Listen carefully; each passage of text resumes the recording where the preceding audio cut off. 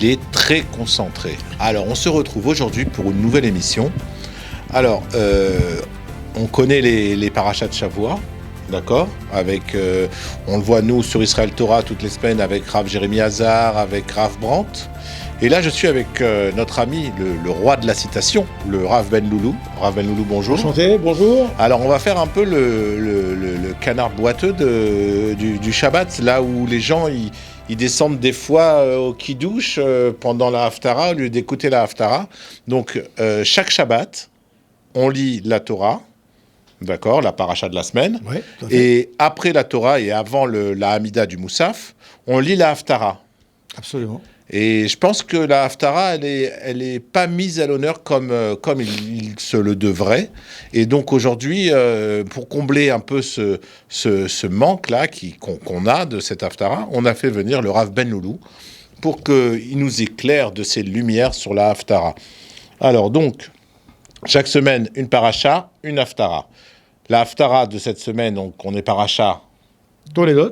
Toldot. Alors, c'est quoi la Haftara de cette semaine, Rav? Alors l'Haftara, en général, déjà, juste d'abord merci Fabrice. La Haftara, pour vous expliquer un petit peu le contexte. À partir de quand avons-nous commencé à lire déjà les Haftarot? Et puis pourquoi lisons-nous la Haftara et d'où vient la Haftara? La première chose, la Haftara est venue, ce sont des textes qui sont tirés du Navi. Le Navi, c'est les prophètes. Les prophètes. Vous savez qu'on a dans la Torah 24 livres qui constituent ce qu'on appelle le Tanakh. Et dans le Tanakh, il y a la Torah écrite, qui est celle à laquelle tu faisais allusion tout à l'heure, qu'on lit à la paracha toutes les semaines, en général, auquel nous sommes assez, concentrés, sur laquelle nous sommes concentrés. Et ensuite, nous lisons la Haftara. La Haftara, elle vient de ce qu'on appelle les Nevi'im. Les Nevi'im, ce sont les prophètes. Et ce sont des livres donc, qui ont été écrits par des gens inspirés de Dieu, donc bien qu'il y avait Ruach HaKodesh, et ce sont de ces extraits-là que nous venons traiter dans l'Haftara. Et c'est souvent aussi intéressant, c'est des fois plus que la Torah. Et donc, c'est important d'insister là-dessus et d'avoir une petite émission là-dessus hebdomadaire. Oui, alors l'Haftara est venue à un moment où, malheureusement, à une époque qui était l'époque notamment des Grecs, l'époque de...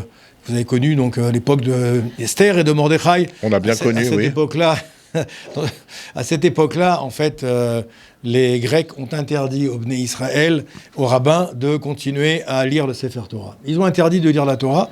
Tout celui qui était attrapé en train de lire le Sefer Torah ou de réunir des Juifs pour lire le Sefer Torah en public était condamné à mort. Ça fonctionnait comme ça.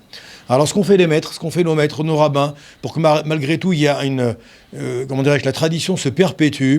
Et ils ont été puisés dans les textes des prophètes, où là, nous n'avions pas d'obligation de prendre un Sefer Torah, puisque ça peut se lire dans un livre, ça peut se lire dans un cahier, ça peut se lire sur des feuilles détachées. Et ils ont été sélectionner des textes des prophètes qui sont en rapport chaque semaine avec les thèmes centraux de la paracha. Ah, super. Voilà. Alors, par contre, il y a des fois les Haftara Ashkenaz Séfarad, c'est pas la même? Alors c'est toujours la même, c'est toujours le même Navi, le même prophète qui est pris donc en référence. Simplement, la section qui est choisie peut être plus ou moins longue en fonction que nous soyons Ashkenaz ou Séfarad. D'accord. En général, chez les Sfaradim, c'est toujours plus court. Parce qu'on va aller au Kiddush. Voilà, on va aller au Kiddush. Alors, on est pressé d'aller au Kiddush. Ah ouais, tu balances sur les Sfarad, quoi. Ah ouais, il a pas honte. Les Ashkenazim, ils sont moins attachés au Kiddush. Bah, alors, en général, c'est toujours plus long. Il y a surtout moins à manger dans leur Kiddush. No comment. Mais ceci ne nous regarde pas. Voilà, exactement. Voilà, ceci ne nous regarde pas. En tout cas, donc l'Haftara, vous verrez que les thèmes de la Haftara sont toujours en rapport, sauf quelques rares exceptions, sont toujours en rapport avec le thème central donc de la paracha. Alors voilà pour l'introduction.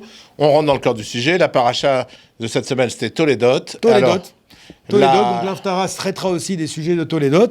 Et là, nous sommes bien entendu dans Toledot en train de parler du rapport entre Yaakov et Esav, oui. Les deux frères qu'on pourrait qualifier de frères ennemis, d'accord. Eh bien, la paracha va abonder sur ces sujets-là. L'Haftara également va nous traiter sur ces sujets-là. Pour parler de l'Haftara de Toledot, nous sommes ici, nous prenons un texte qui vient du prophète qui s'appelle Malachi. Malachi, c'est un des prophètes, donc du Nevi'im.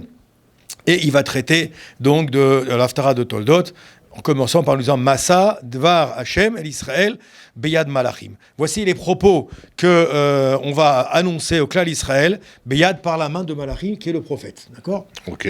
Ok. Et qu'est-ce qu'on va nous expliquer dans cette Haftara ? Une chose très simple, en résumé, que de la même manière que Yaakov et Esav sont deux individus dont nous allons parler dans la Paracha, dans la Haftara, on va nous dire également que Yaakov et Esav, ce sont deux nations. Yaakov représente le clan d'Israël, et Esav représente la nation idolâtre. Ok. De la même manière que Esav va représenter le personnage qui va être attiré vers l'idolâtrie, Yaakov va être attiré vers la spiritualité, vers la Torah, eh bien, Yaakov et Esav, dans la Haftara, ne vont plus représenter simplement que deux personnages, mais deux nations. Deux nations. Voilà. Et finalement, la Haftara va traiter de ce sujet-là, en nous expliquant, en nous rappelant à l'ordre. Le prophète vient souvent rappeler à l'ordre le clan d'Israël dans ses égarements. D'accord ? On nous donne un chemin à suivre, on s'égare, le prophète est toujours là pour venir nous remettre sur le bon chemin. Alors, qu'est-ce qu'il nous dit dans cette Haftara ? Il nous dit, suivez les pas de Yaakov, et suivez les pas de Ham Israël, et ne tombez pas dans l'idolâtrie comme Esav. Absolument, cher Fabrice, tu as résumé la Haftara magnifiquement bien. Et voilà. C'est comme ça que ça s'est passé dans cette Haftara. En 5 minutes, il m'a déjà formé à la Haftara. Magnifique. Bravo, merci beaucoup. Merci. Et donc maintenant, si Dieu veut, ce sera notre rendez-vous hebdomadaire aussi, la Haftara de la semaine, à la semaine prochaine pour la prochaine Haftara. À bientôt. À bientôt, au revoir.